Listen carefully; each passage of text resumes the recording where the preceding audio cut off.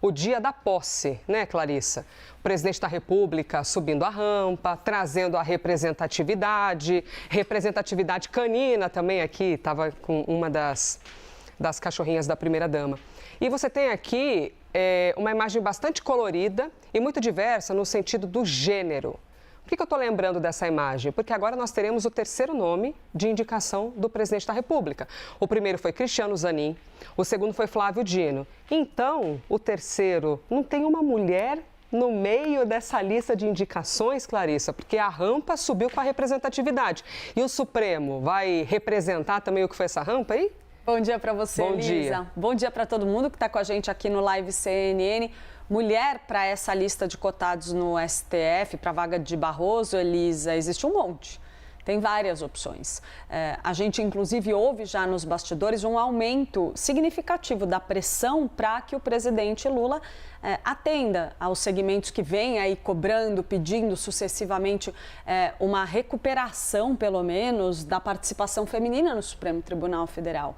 Só que tudo que a gente ouve vai na direção contrária. Nos bastidores, parece muito consolidada a ideia de que o presidente Lula vai mesmo priorizar a confiança, foi esse o termo usado comigo por um dos interlocutores do presidente, na hora de definir quem vai substituir Luiz Roberto Barroso. E a gente tem aí, claro, Jorge Messias como amplo favorito.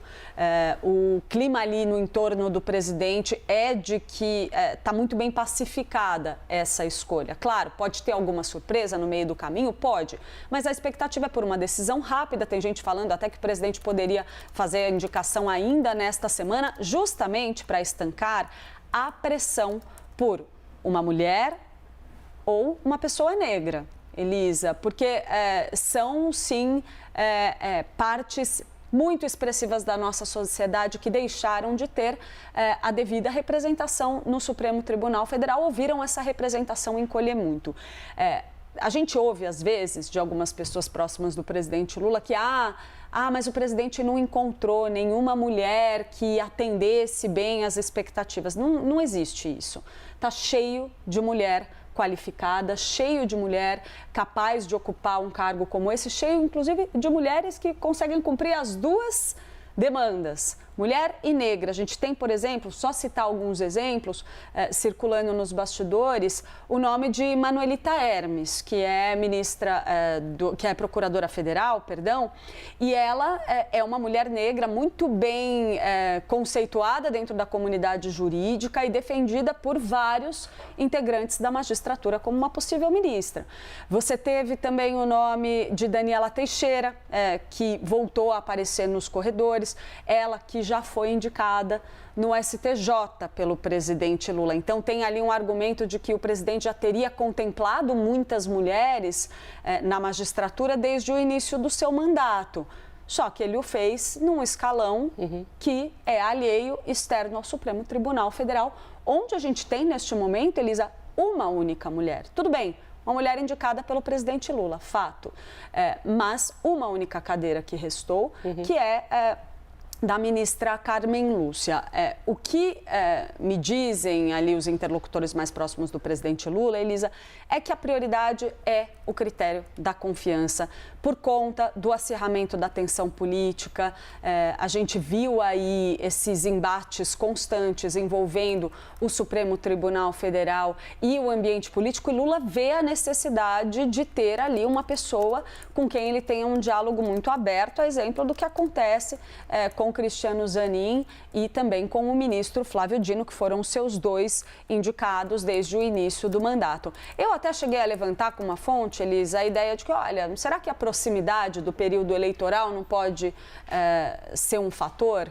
E talvez o presidente se sinta ali diante da necessidade de contemplar essas demandas, atender a esse segmento da população e cumprir algo que ele próprio disse priorizar na sua posse como presidente da República, como você mesma trouxe essa imagem para a gente, né? A ideia da representatividade.